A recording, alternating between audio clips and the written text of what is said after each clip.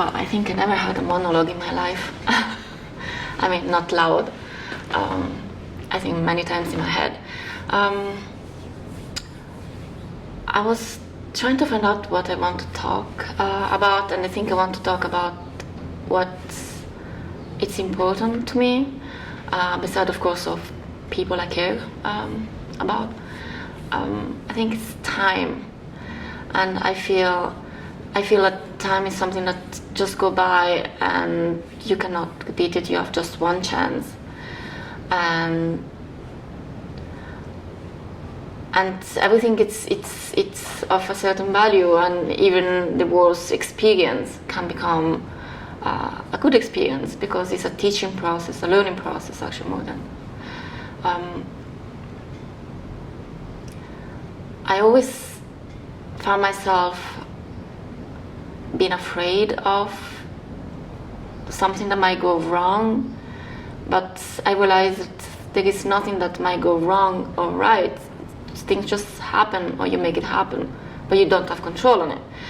So how can you deal with the event without being overwhelmed? I learned with all these years that it's just by taking the best opportunity of seeing as an event that can bring you somewhere else and can expand your imagination or the knowledge that you have about things. So,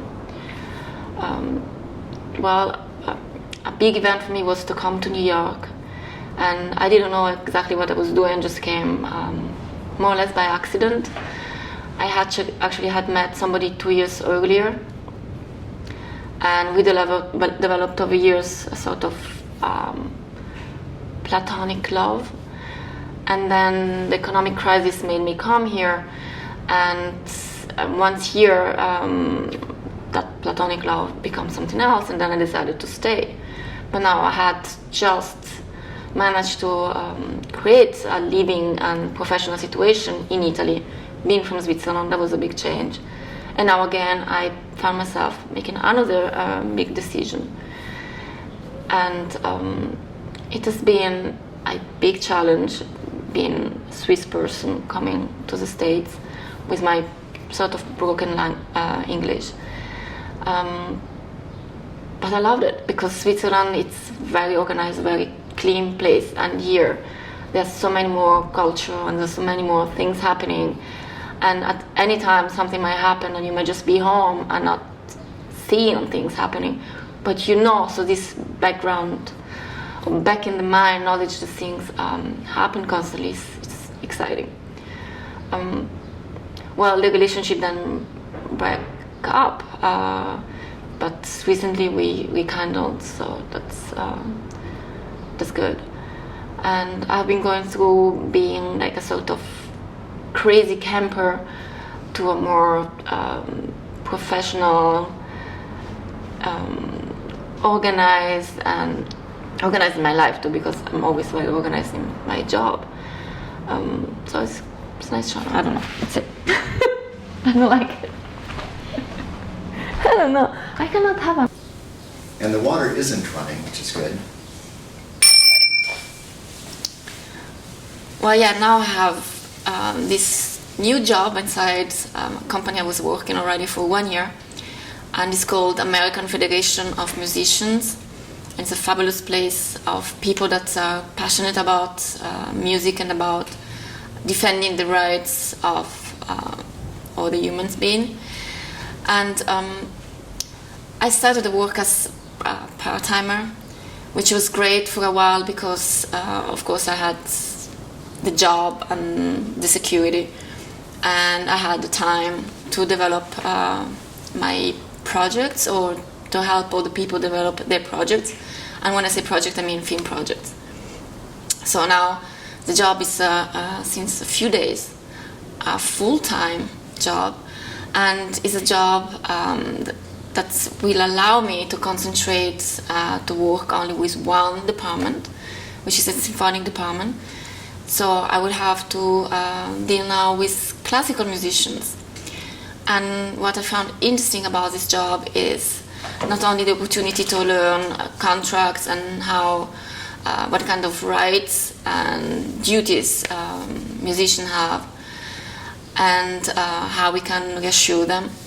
But I think it's interesting in terms of my personality, because I've always thought that I could not channel one person.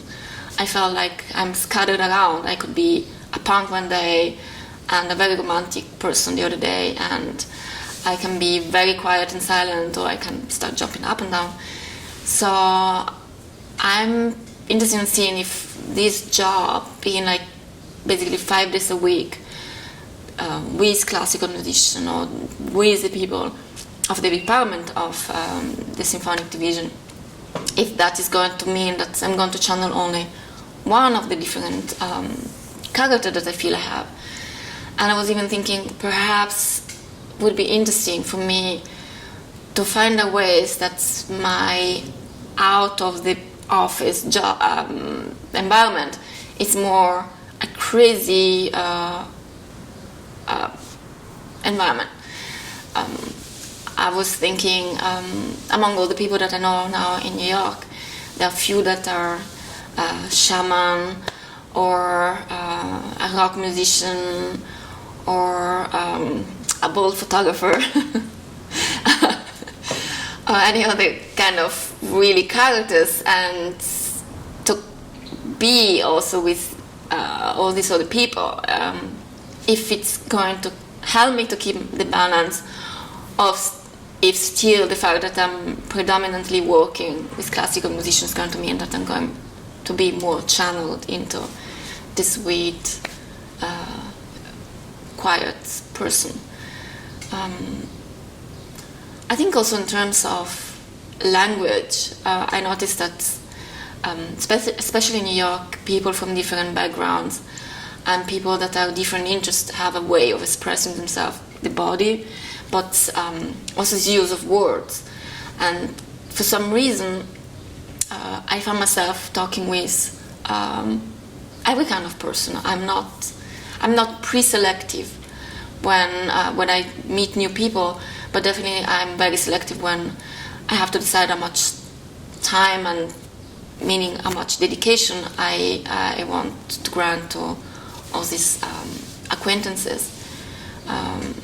Unfortunately, I don't have much energy, so I cannot really allow myself to spend a lot of time and a lot of energy with all the people that I meet. Everybody of us meet constantly in the city. I mean, it's New York. It's everybody talk to everybody.